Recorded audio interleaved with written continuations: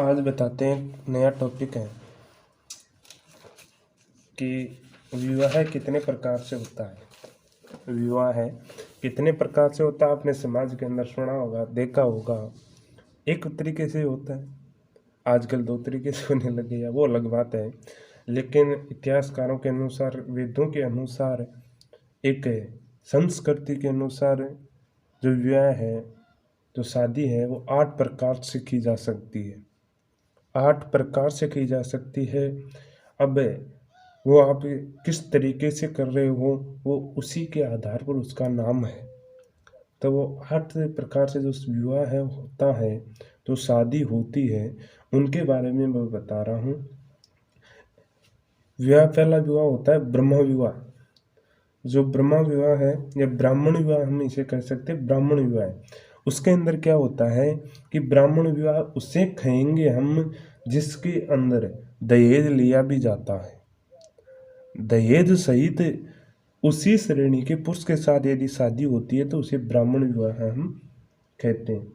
साधारण सी बात है ये, जो ये हमारी हिंदू परंपरा के अंदर सुचारू रूप से आज भी शुरू है। तो आज भी ब्राह्मण विवाह होता है।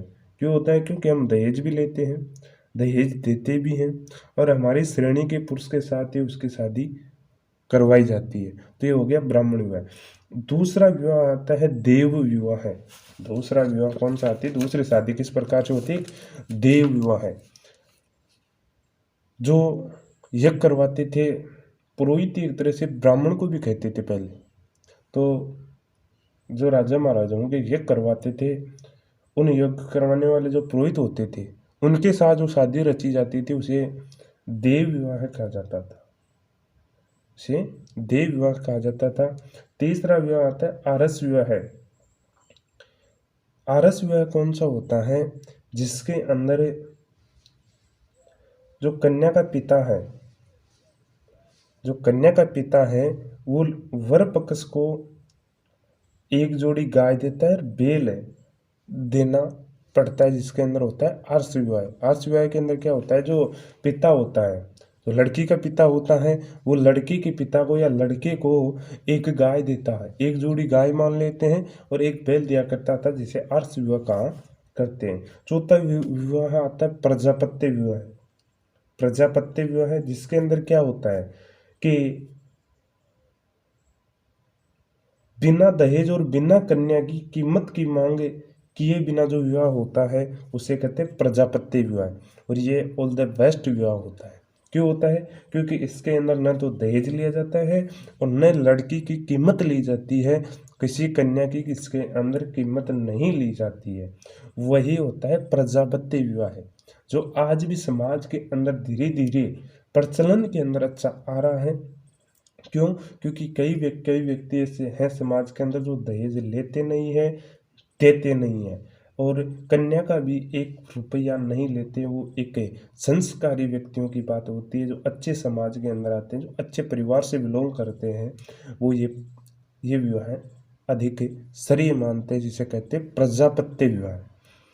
5वां विवाह आता है गंधर्व विवाह। गंधर्व विवाह क्या होता है?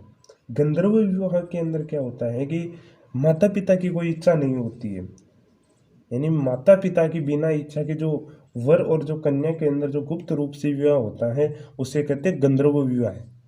उसे कहते हैं गंधर्व विवाह, जिसके अंदर माता पिता की कोई इच्छा नहीं होती है, लड़का लड़की की आपस के अंदर इच्छा हो जाती है, और वो आपस के अंदर कोर्ट मैरिज कर लेते हैं। कैसे भी करो, वो आपस में यदि शादी रच लेते हैं तो इसे हम कहेंगे गंधर्व विवाह। जो महाभारत के अंदर भी आप पढ़ने को मिलेगा, देखने को मिलेगा। यदि आप कभी सुनी हो तो जो दुष्यंत और शकुंतला का जो विवाह हुआ था, वो है गंधर्व विवाह हुआ था। क्यों? इसके अंदर किसी माता पिता की इच्छा नहीं थी। यदि लड़के को पसंद है, लड़की को पसंद है, तो उसके अंदर फिर कोई दिक्कत नहीं है। तो वो विवाह कौन सा हो जाता है? गंधर्व विवाह के अंदर आता है। छठा विवाह कौन सा होता है? जो होता है अश्रु विवाह। छठा विवाह कौन सा होता है? अश्रु विवाह।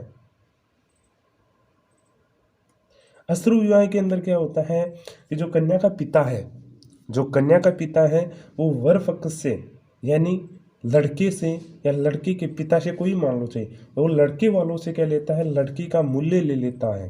यानी लड़की को एक तरह से वो बेचता है, तो उससे कहते हैं अश्रु विवाह।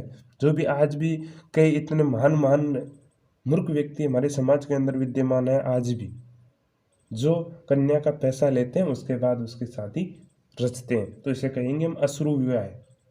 ऐसे विवाह की श्रेणी में आएंगे, अश्रु विवाह की श्रेणी के अंदर आते हैं। 7वां नंबर का विवाह होता है राक्षस विवाह है। कौन सा होता है? राक्षस विवाह है। राक्षस विवाह क्या होता है? जिसके अंदर कन्या का बलपूर्वक हरण करके जो विवाह किया जाता है उसे कहते हैं राक्षस विवाह।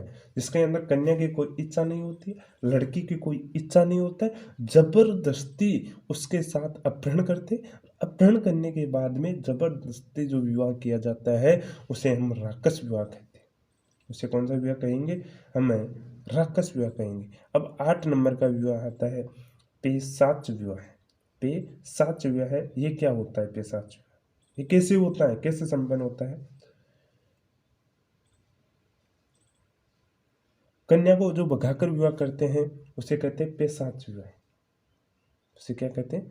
पेशाच विवाह। ये भी एक राक्षस तरह का ये भी एक राक्षस विवाह से संबंध रखता है, क्योंकि उसके अंदर भी अपहरण होता है, पेशाच विवाह के अंदर भी अपहरण होता है। लेकिन इसके अंदर क्या होता है, जब ये लड़की जब अपनी चेतना के अंदर नहीं होती है, जब उसे नशा पान करवा दिया जाता है, अचेतन करवा दिया जाता है लड़की को, फिर शादी कर लिया जाता है, फिर शादी कर लिया जाता है, जिसे हम कहते हैं पेशाच विवाह। इस प्रकार ये 8 प्रकार के विवाह संपन्न होते हैं, जो हमारे समाज के अंदर ब्राह्मण विवाह भी प्रचलित है, प्रजापत्य विवाह भी प्रचलित है, गंधर्व विवाह भी प्रचलित है। आम तौर पर आप यदि देखोगे तो ये सभी विवाह हमारे समाज के अंदर विद्यमान हैं। अब देखो, आपको छोटी सी बात मैं आपको और बता देता हूँ। जो गंधर्व विवाह होता है वो क्षत्रियों के लिए हुआ करता था पहले। आजकल तो आम बात है, लेकिन जो पहले क्षत्रिय हुआ करते थे ना, वो गंधर्व विवाह ही करते थे। जो क्षत्रिय हुआ करते थे वो गंधर्व विवाह करते थे। जो अश्रु विवाह है, जो वैश्य और क्षुद्र होते थे, वह अश्रु विवाह करते थे। ये भी ध्यान रखने की बात है। इस प्रकार आपके 8 विवाह संपन्न होते हैं।